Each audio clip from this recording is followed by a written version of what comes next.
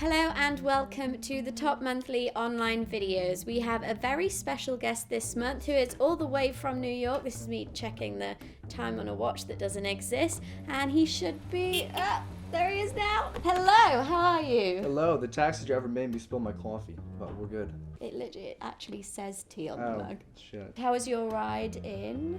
In my taxi, my taxi cab. It was great. Didn't spill the coffee. Nice. We're great. We're here in London.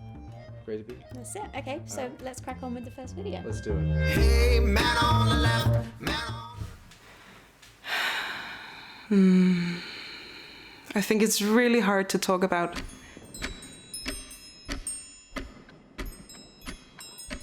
It's kind of like being part of a secret society.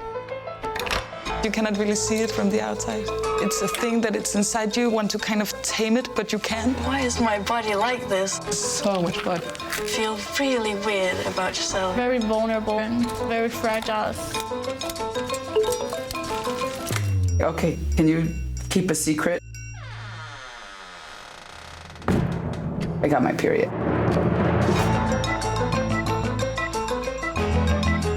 I was so ashamed. I've lied about it. I thought it was something dirty. Even between women is a taboo. I didn't tell anyone. Don't tell anyone. I bled through my white dress.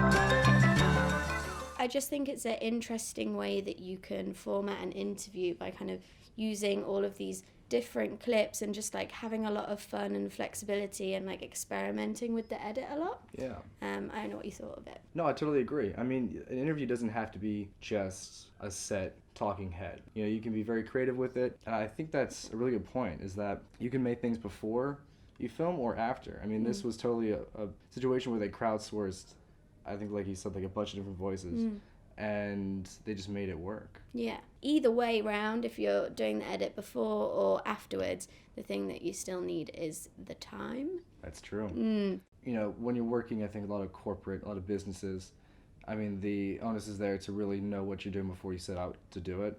But there's something to be said for doing something like this and being brave about it and just saying, I'm going to get a lot of material and I know I'm going to have something, but just having the patience and the trust, I think, to let the creators be creative and see what they make. Exactly, yeah. Sometimes it can give you the best and most unique things when you just experiment a little bit. Yeah. Let's move on to the next one, which is the best commercial. And I've seen this before. I saw it on, I think, a YouTube advert.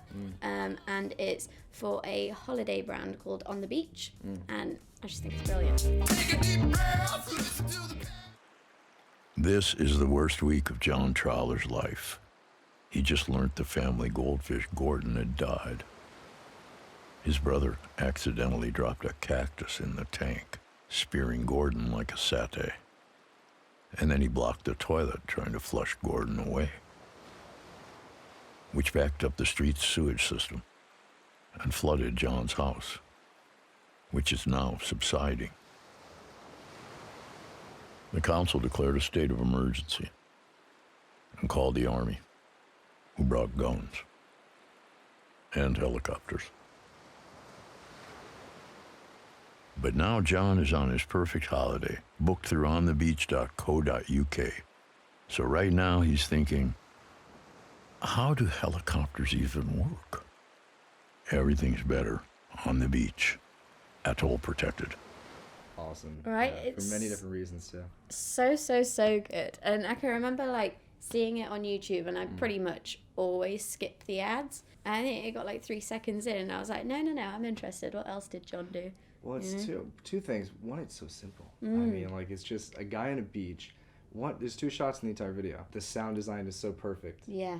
Where it's so mellow and just like relaxing, but like it's designed so you like nail into what he's saying. And then it's like kind of taking cues from thousands of playlists on YouTube that are like the relaxing playlist, you know, where they just have like ocean sounds or like ASMR. Yeah. And the intro kind of like makes you think it's that, so you tune into it. And then it's also funny, so it's like, you know, you're listening because it's also funny. There's a lot of things going on, and it's just really well done. Yeah. So it's kind of brave to be funny as a brand. Yeah. So the fact that they're just like down to do that, is something that maybe more of our brands could take on board. I think that's a really good way to bring it back to Ascential. Mm-hmm. I forgot to do that. Yep. So be brave, Ascential brands. There you go. Very inspiring. Okay, this is Bloomberg's recent kind of dive into immersive content. I don't know if they've done immersive before, but this is a pretty big production. It's about a 5-minute 180-degree video, which is pretty long for something like that. So I'll put it on screen now and just kind of move around with my mouse so you can see how it works. But it's that thing that you were talking about earlier and the difference between 360 content and 180 content. And this, of course, is a 180 video, which at first kind of confused me slightly because I didn't read the title properly because I don't usually. I'm trying to spin the whole way around, then I couldn't, and I'm like, okay, so they clearly just want me to watch this part. That's the thing, is that, you know, up until like probably a couple months ago, you only just saw 360 content on YouTube, and it was kind of, you know, you go on and then you're looking all around this globe and you're like, where exactly should I look? Yeah. Immersive content is a very powerful thing, but it's only as good as you can direct your audience's attention. I think a lot of time with 360, there is like everyone got very excited, and it is just like, let's just plop a 360 camera in the middle of the space and then there's a 360 video for you. Making sure that the people hosting or talking on camera are speaking as though it's a 360 video, you know, interacting with the surroundings, using the graphics and integrating them like as much as possible. And yeah, telling a story makes it actually feel like you're there and feel immersed, which is the thing. There are so many studies when 360 first came out, when it was only just, you know, plopping a camera into an environment and say, hey, look at this. And what they found was that people remember their experience more than any other type of content, whether that's frame content.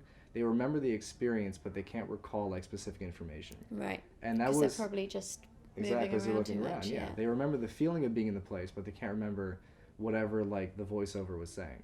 And that was a big problem for 360, because if you can't get people to really digest specific information, what's really the point of it? Yeah. So innovations like this, with using 180 instead of 360, and using these kind of graphics, allow 360 to be more powerful than, you know, I think any other type of format, because you have what those studies early on showed, where people really remember the experience, but you also make it so people recall information.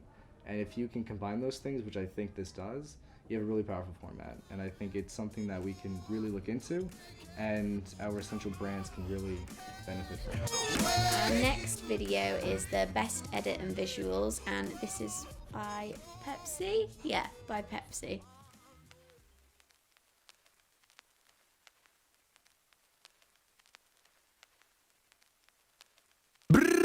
من غير ولا غلط هتفك التقدم شكلك متشطب داخل اخلص على كل اللي وقفلي على كل اللي قالي ان انا مش هوصل اهلا بصمتك ده الجديد وانت مطرب جت بالزق ومش بالذوق وبقلب الصوت. Funny about them trying to be part of the culture with the Kendall Jenner ad with the protest. Do you remember that one? Oh, so it's funny that they've done this, because I think this is like so in with the culture. Yeah. And then I just remember that I'm like, wow, they really came around, because this is sick. That's true, actually. This seems so genuine. I mean, one, they're Arabic rappers, which is awesome. And two, it's just the style. Like, I know it's for Pepsi's black container, which is why it's in black and white. But the fact that it's in black and white, there's no color. You don't see the blue or the red. And there's only like a few shots where Pepsi actually has their logo in it. Yeah. It feels just like a music video. It's awesome. I think it is like a very bold move to make kind of an ad for your brand and not include a bunch of your branding the whole time. Yeah. But yeah, we've been using a lot of this scribbly. Seen the color videos. Yes, I know. Exactly. Yeah. We've been using the scribbly technique in like a lot of different stuff. Everything with video now is so digital. Yeah. To be able to like actually draw some scribbles and scan them in, it kind of makes it feel more personal again. Yeah, and if you're trying to set yourself apart from the mold on social media or on YouTube or whatever, scribbly do it. Yeah, exactly.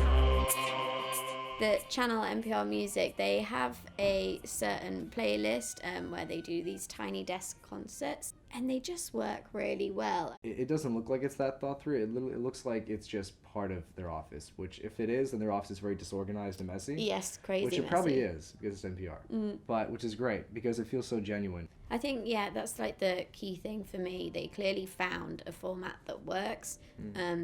And I think when and if you do, to all of our brands at Ascential, it's always a case of repeat it and repeat it and repeat it. And like you, the more you keep going with a format, the more you're going to keep evolving the idea. But just, yeah, if it works, keep with it. Run with it. Run with it. Don't be afraid to take risks. So that is all that we have time for this month. Yeah, I called an Uber, but Lenny doesn't have Ubers, does it? No, so I mean, we thankfully do, that's my guy came, so I'll see you guys. It was great. Cool. And then I'll leave us on. Your body gets a movie, and then your mind will start tuning to the rhythm of the phone.